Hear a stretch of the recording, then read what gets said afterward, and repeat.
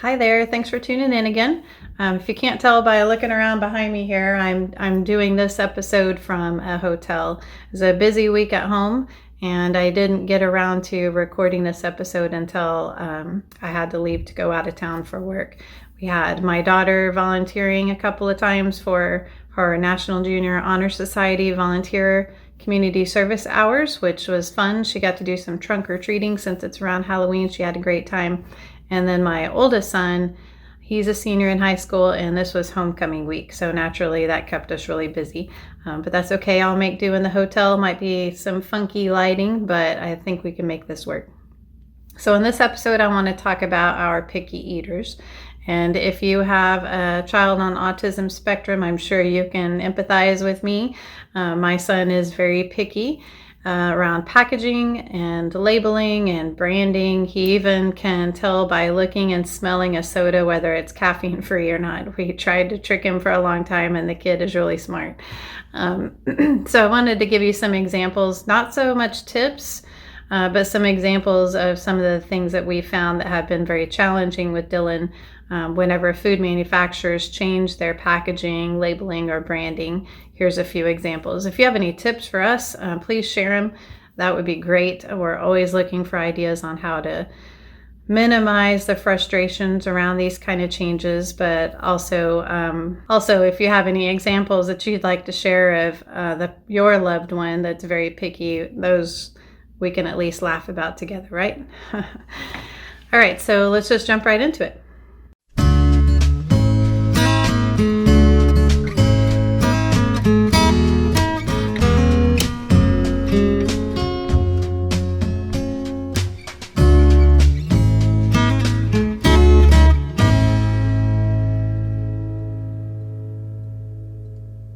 Okay, so picky eaters. You probably have one too, and if you don't, consider yourself lucky. Here's the first example that I want to show you of one of the first challenges that we really had to overcome with Dylan was around the product called sparkling ice. It's a sparkling water that's flavored in different variety of flavors. Dylan's favorite happens to be the cherry limeade flavor. Originally, we tried really hard to minimize soda or pop in our house and instead replace it with a sparkling water that was flavored. And we came across the cherry limeade flavor of sparkling ice that happened to be in a can, and we tried that. We called it pop. We told him it was pop. He'd pop the top on it, and he would drink it, and he loved that. We used it especially at school for part of his reward system for his behavior intervention plan at school, and that worked really well for a long time until we found that we could no longer find the cherry limeade cans in the grocery stores, and we looked all over town, and it turns out that they've stopped producing them in the cans. You can find them in the bottles, but you can't find them in the cans.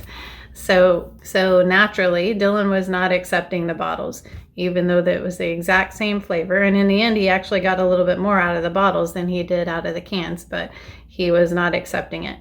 I don't know whether he just thought it was something different or didn't think it was pop because it didn't have the pop top on it or what it was, but we had a real challenge getting him to accept the fact that it was the same drink, just in a different packaging. So thankfully at school, the teacher was really good, came up with some creative ideas to try to show him that it was the same drink in the end. And so what she did was she kept an empty can and she would pour some of the bottle drink into the can when he wasn't noticing at first. And then once he drank it, then she would refill it from the bottle into the can.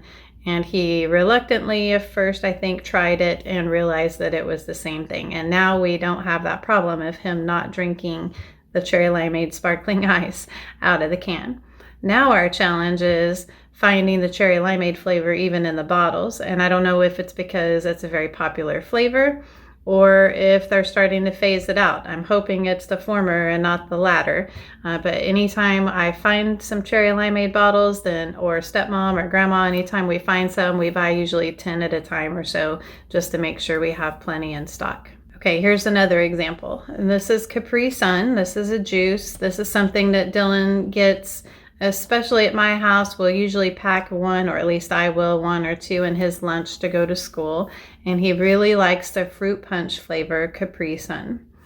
But the little stinker, he absolutely refuses to drink the Capri Sun fruit punch in the Pets logo.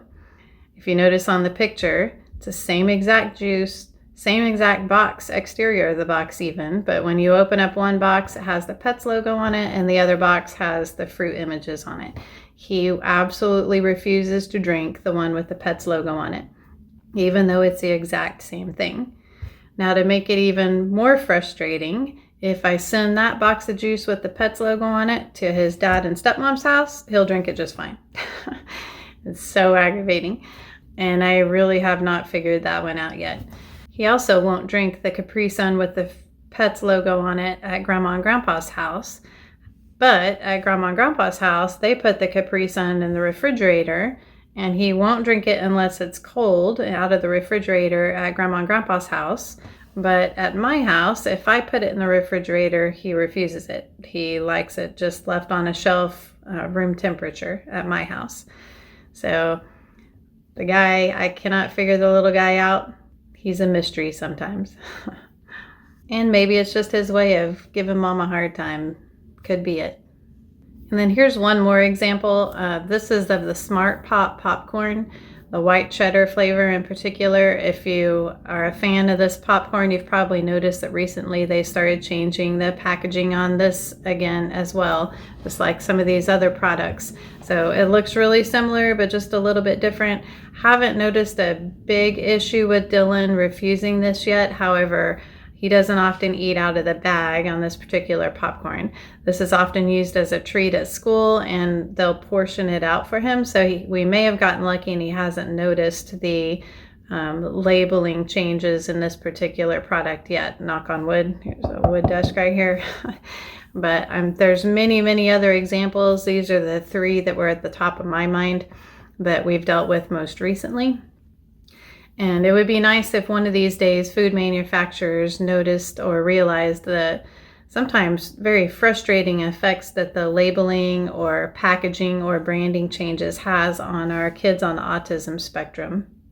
I know you feel it just like I do. I'm not sure there's a whole lot that we can do about that, and I know that there's a reason why they do that, to keep their brand and their product fresh and exciting, and maybe get new interest in it with the new branding or marketing or labeling. But nonetheless, it causes a lot of frustration sometimes for us at home. All right, thanks again for tuning in. Hope you enjoyed seeing some of these examples. And please, if you have examples of the picky eater in your house, please share them in the comments here below on this video. We'll all get a kick out of that and at least laugh, right?